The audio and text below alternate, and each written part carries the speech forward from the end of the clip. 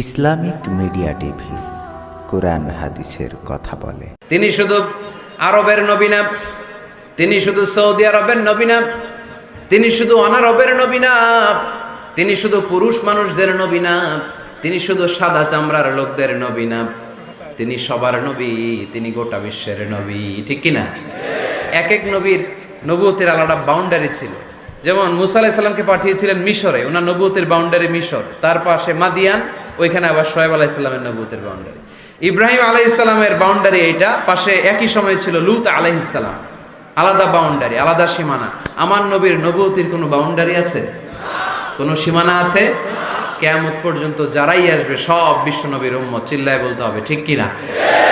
প্রথম পরিচয় পেলাম তিনি রাসূলুল্লাহ, তিনি কি সাল্লাল্লাহু আলাইহি সাল্লাম। দ্বিতীয় পরিচয় কোরআন দিল তিনি রাসূল, কিন্তু যেন তেন রাসূল না, তিনি শেষ রাসূল। ঠিক কিনা? তৃতীয় পরিচয় কোরআন আমাদেরকে বলে যে যদিও তিনি রাসূল এবং শেষ রাসূল, তবে তিনি মানুষ ছিলেন। তিনি কি ছিলেন?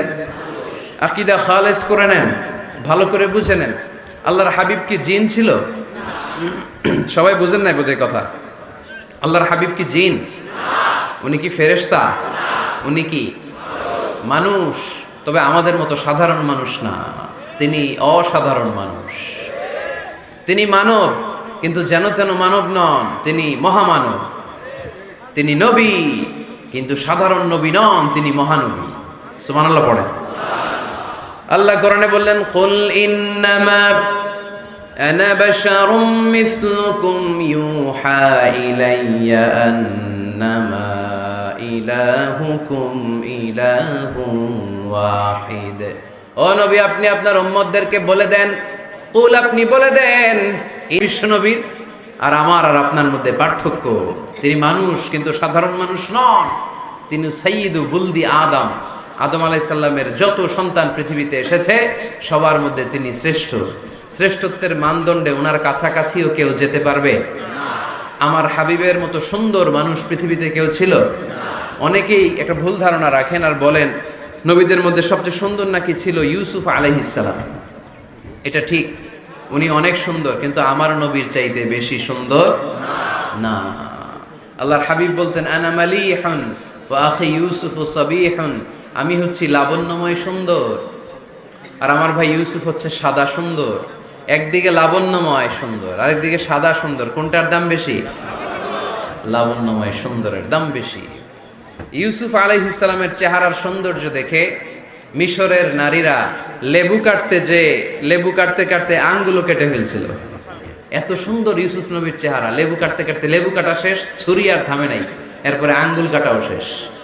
কোরআন সাক্ষী, আল্লাহর কোরআন বলে ওয়াকাত্তা'না আইদিয়াহুন্না।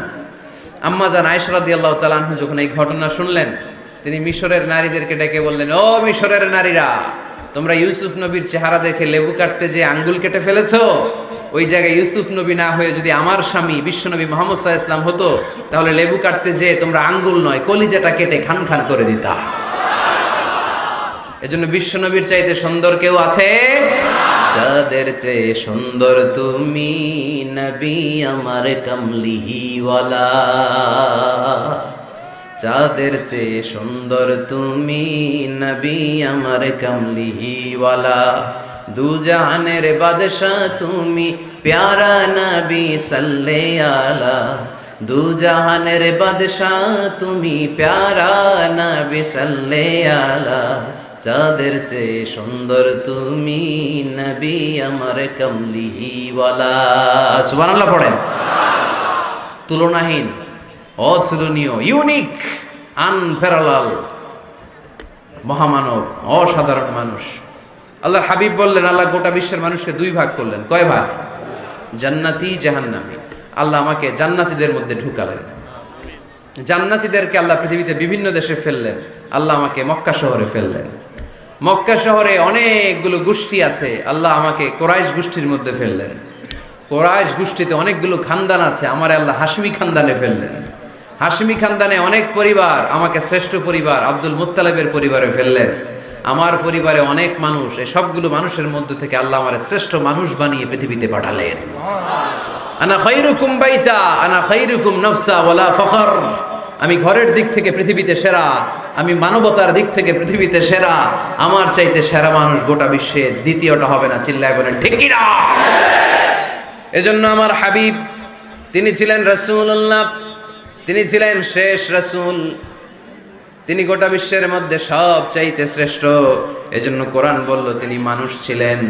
কোরআন 4 নাম্বার বিশ্বনবীর যে পরিচয়টা আমাদের সামনে তুলে ধরে, কোরআন বলে বিশ্বনবী কোনোদিন মন গড়া কোনো কথা মানুষকে বলে নাই। আমরা মন গড়া বলি না? মাদারীপুরের ভাইরা, ঘুম আসতেছে? শীত লাগতেছে? গরম লাগতেছে? তো কি লাগতেছে? ভালো লাগতেছে? তাকবীর পড়েন, লিল্লাহি তাকবীর। শুধু আমাদের হাবিব সাল্লাল্লাহু আলাইহি ওয়াসাল্লাম না, পৃথিবীর কোনো নবী মন গড়া কিছু বলে না।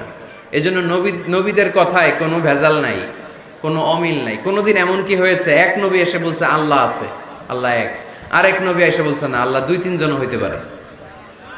বলেছে? কোন নবী বলেছে এই দুনিয়ার জীবন শেষে আখিরাত বলে একটা কথা আছে, আরেক নবী এসে বলে না আখিরাত ফাখিরাত বলতে কিছু নাই, নাও থাকতে পারে, এরকম বলছে? কিন্তু কবিদের কথার মধ্যে অমিল আছে না নাই? দার্শনিকদের কথায় অমিল আছে না নাই? এক দার্শনিক এসে বলে মানুষ হচ্ছে পেট সর্বস্ব জীব, মানুষের বড় সমস্যা পেট সমস্যা, পেটের সমস্যা ঠিক তো সব ঠিক। আরেক দার্শনিক এসে বলে না, পেটের চেয়ে বড় সমস্যা যৌন সমস্যা, যৌন সমস্যা ঠিক করে দিলে সব ঠিক। আরেকজন বলে না, পেটও সমস্যা না, যৌনও সমস্যা না, মানুষ আসলে মানুষই না, মানুষ হলো বান্দর। বানর থেকে এভলিউশন, সময়ের বিবর্তনে, কালের বিবর্তনে এগুলো মানুষ হয়ে গেছে। তার মানে এদের কথার মধ্যে বৈপরীত্য আছে না নাই? কিন্তু নবীদের কথায় কোনো বৈপরীত্য আছে? কারণ নবীরা মন গড়া কিছু বলেন না, তাদের কাছে কথা আসে একটা হেডকোয়ার্টার থেকে। হেডকোয়ার্টারটা কার? এজন্য আল্লাহ বললেন ওয়ামা ইয়ানতিকু আনিল হাওয়া ইন হুয়া ইল্লা ওয়াহয়ুন ইউহা। আমার হাবিব মন গড়া কিছু বলেন না, আমার পক্ষ থেকে যদি ওহির বাণী এসে তার কাছে পৌঁছায়, ওহির আলোকে কথাগুলো তিনি তোমাদেরকে শোনান। ঠিক কি না? হি ওয়াজ গাইডেড বাই ওয়াহি, হি ওয়াজ গাইডেড বাই রিভেলেশন। ওনার তো মন গড়া কথা বলা লাগে না, ওনার কাছে ওহি পাঠানো হয়। ওহি হচ্ছে আল্লাহর পাঠানো সিক্রেট মেসেজ। উনি কিছু না জানলে বলে দিতেন আমি জানি না, আমাদের মতো আল্লামা শাস্তে চাইতেন না। আমাদের মুখ দিয়ে আপনি কিলায়া গুতায়াও জানি না এটা বের করাইতে পারবেন না, সব জানি আমরা। ঠিক কিনা? জানি না, আমি জানি না, এটা বলার অভ্যেস যেন আমরা করি। পারা যাবে? কি বলবো আমরা? জানি না। আসলে জানি নাকি কিছু? কথা কন।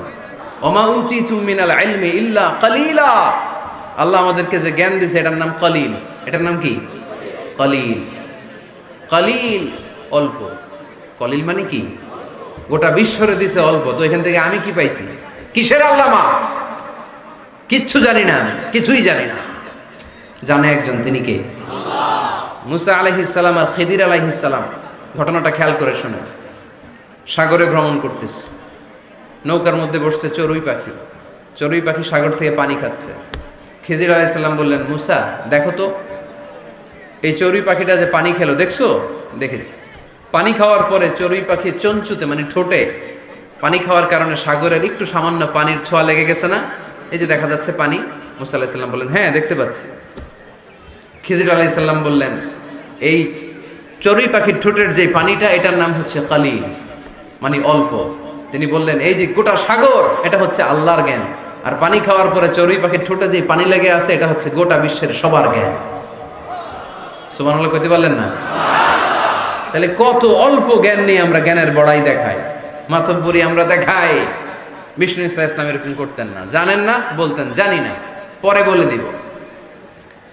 ইহুদিরা এসে প্রশ্ন করলো, মুহাম্মদ 3টা প্রশ্ন করব, উত্তর দাও, পারলে আমরা সব ইহুদি গোষ্ঠী কালিমা পড়ে মুসলমান হয়ে যাব। আল্লাহর হাবিব বললেন, কি প্রশ্ন? প্রশ্ন নাম্বার 1, মা হুয়া রূহ। রূহ কাকে বলে? রূহ থাকলে মানুষ নড়ে, রূহ না থাকলে পড়ে যায়, এটা কি? 2 নাম্বার প্রশ্ন, আসহাবে কাহাফ সম্পর্কে তুমি কি জানো বলো। 3 নাম্বার প্রশ্ন, যুলকারনাইন সম্পর্কে কি জানো বলো। আল্লাহর হাবিব বললেন, আমি জানি না। কি বললেন? আগামীকাল জেনে জানাই দিব। গদান উজিবুকুম। তারা ফিরে গেল। এরপরের দিন এসে হাজির। আল্লাহর হাবিব বলতে পারলেন না, আবার বললেন গদান উজিবুকুম, আগামীকাল বলবো। ইহুদিরা তারপরের দিন এসেও হাজির। আল্লাহর হাবিব বললেন গদান উজিবুকুম, আগামীকাল বলে দিব।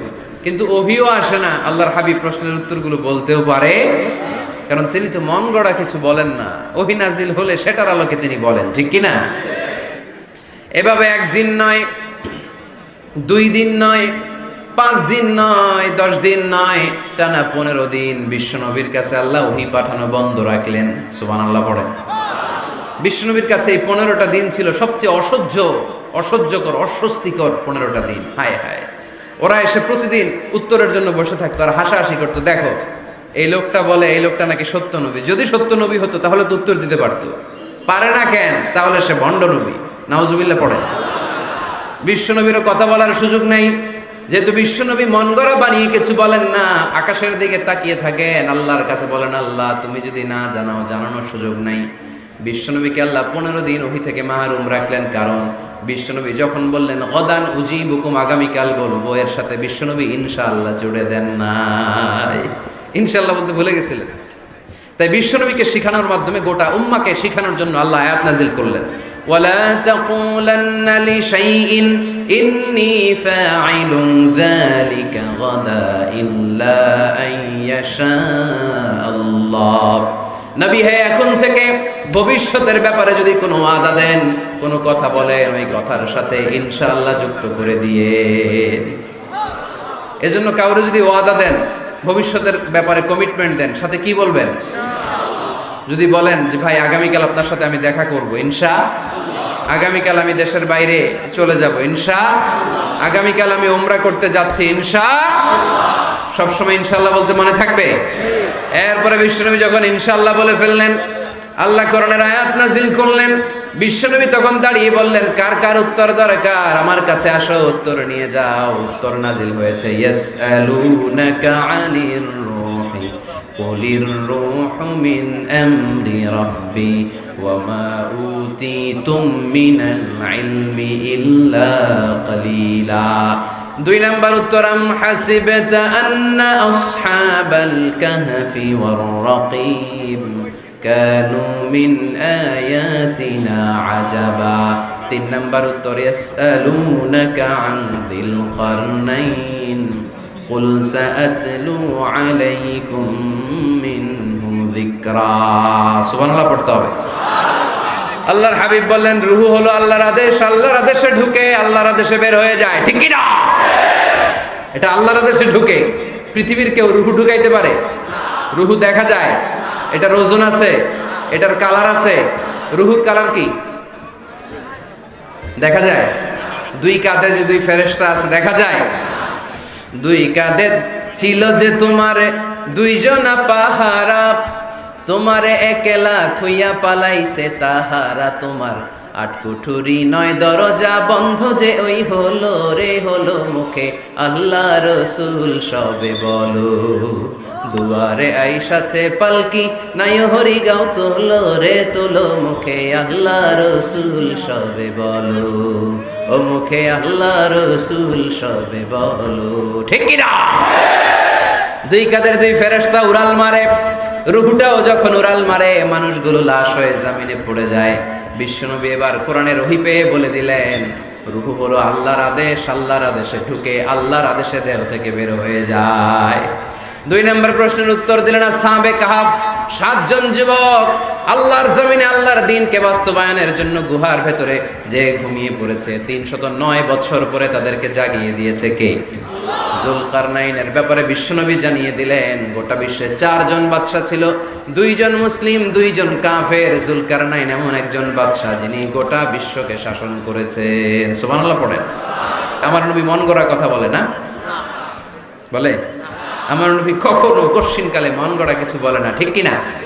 যাদের হৃদয়ে আছে আল্লাহর ভয়, তারা কভু পথ ভুলে যায় না।